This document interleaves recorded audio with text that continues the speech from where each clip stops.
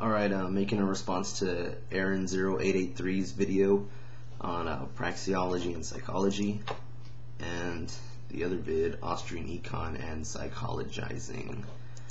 Alright, first off, I guess to clarify one of the comments I made on the video, which it says, agreed with Junior Bacon Cheese on this. Economics doesn't look to actually assume certain ones like preference for blah blah blah blah blah blah. And as you said, it states that people use means to achieve ends. I'm talking about rationality here. And in parentheses I put, whether they are correct in picking the most efficient is another story. And I remember Aaron said in the second video, he was reading that comment, he read that comment and said that had nothing to do with what he said.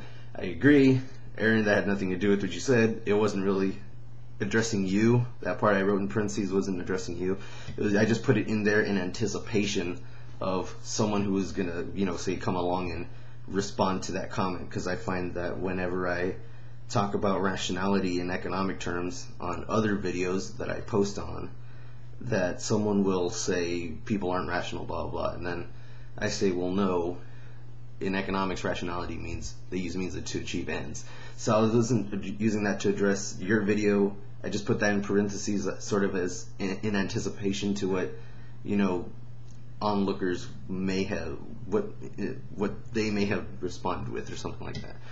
Alright, and so, okay, now to address the actual videos.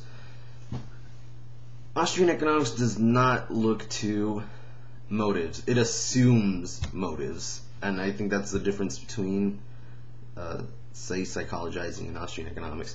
Maybe you could use it, I guess, if you say, well, if someone did this, they might have thought this, they might have had this preference, maybe, but I think in general Austrian economics already assumes motives from the start. It doesn't really try to look at why people have motives.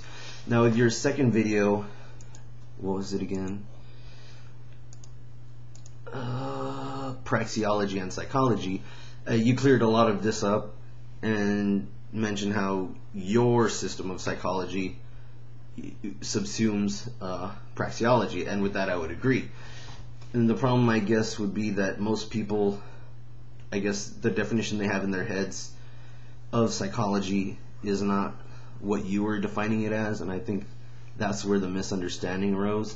You probably should have just defined it, so you should have said, I'm using this definition, not that definition, or whatever. And I think this ties into an older video you had one time where you're talking about people being word bullies, and I think some of the people disagreeing are just being word bullies. Like, I think they're just trying to impose some sort of like objective definition of what psychology is and then say, no, it's not praxeology or whatever. But yeah, I think your definition that you gave was pretty good at subsuming praxeology within it. And so, and I'm admitted, lightweight when it comes to this stuff, when psychology and philosophy or whatever, because I don't study those things. I learn about economics in my spare time, but the gist of what I got from, I guess, from looking at other videos on psychology was that it looks to why people have their preferences. Economics looks at, okay, it assumes certain preferences and then moves from there, where psychology would say, why do people have certain preferences? But according to your definition that you're using, I would say I agree with you. Yes, your system of psychology does subsume praxeology within it, and is, I'm not sure if primarily deductive. I don't want to say that because I don't know your entire system, but it does seem that way, that it at least uses deductive logic.